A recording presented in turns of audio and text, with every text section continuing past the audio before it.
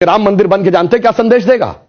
दुनिया का इतिहास भरा पड़ा है कि भाई भाई की गर्दन काट के गद्दी पे बैठा, बेटा बाप को मार के गद्दी पे बैठा। यह दुनिया को एक संदेश देगा कि एक ऐसा भी महापुरुष है, एक ऐसे भी भगवान है, एक ऐसी महान संस्कृति है जहां पिता के एक वचन के लिए संपूर्ण राज्य छोड़कर बेटा जंगल में चला जाता है। जहां जिसको राज मिलने वाला होता है वो खड़ाऊ रख के शासन करने लगता है, दूसरा भाई जंगल में चला जाता है। यह संदेश देगा। और दूसरा संदेश जानते क्या देगा?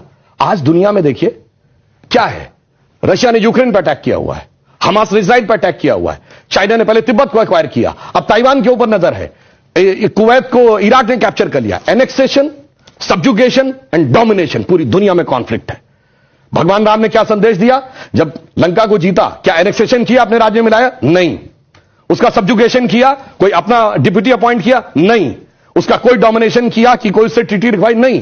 कहा भाई अपने अपने धर्म का पालन करो, बस हम इतने ही में करते हैं। तो पूरी दुनिया को जियोपॉलिटिकल संदेश अगर कोई देगा तो वो ये देंगे। और मैं एक बात और कहना चाहता हूं, जो आपने कहा राम शब्द का अर्थ जानते क्या है?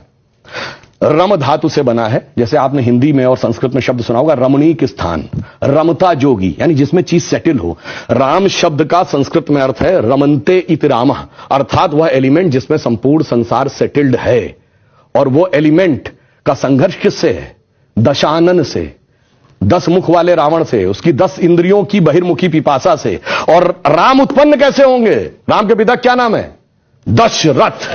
तो 10 इंद्रियों को रखेंगे तब डिवाइन एलिमेंट आपके अंदर उत्पन्न होगा। Extrovert tendency of all the 10 senses को डिस्ट्रॉय करेगा और धर्म स्थापित होगा। जब ये कहने लगते हैं ये राम वो राम, तो मुझे जानते क्या नजर आता है? वही बच्चों को एलिमेंट्री पढ़ाया जाता है 1 2 3, फिर आगे जाके वो फ्यूचर में एमएससी मैथमेटिक्स भी करता है, बैलिस्टिक इक्वेशन भी बताता है। पर ये कहेंगे नहीं वो बैलिस्टिक इक्वेशन है, तो फिर तो 1 2 नहीं पढ़ाना चाहिए, क्योंकि वो तो अलग है। मैं पहले भी उदाहरण दे चुका हूं।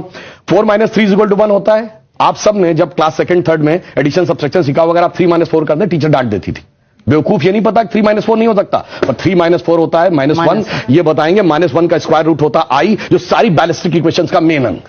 तो उस लेवल पे पहुंचिए तो समझ में आएगा जिसको आप कह रहे हैं बचकाना है वो कितना आलीशान है, ये जाके समझ में आएगा। डॉक्टर कलाम से पूछिए तो -1 के स्क्वायर रूट का अंतर समझ में आएगा। तो राम की कथा बहुत गहरी है और इसीलिए रामचरितमानस क्यों लिखा है? राम के चरित्र को मन में धारण करिए। रावण हर चीज में राम से बड़ा था जब राम लीला कर रहे थे। वैसे तो वो ईश्वर है, हर चीज में बड़ा, पैसे में बड़ा, उनके पास सोने की लंका, उसके पास रावण रथी वीरत रघुवीरा। अगर देखा जाए पावर में उनसे ज्यादा बड़ा, 10 आदमियों की ताकत उसको, उनसे बड़ा पंडित मुस्सा जोधा और ना कोई दूजा है। अपने शिष्यों को काट काट शंकर को मैंने पूजा। वो कहता इतने बड़े पुजारी तो राम भी नहीं थे। फिर किस कारण से वो हार गया?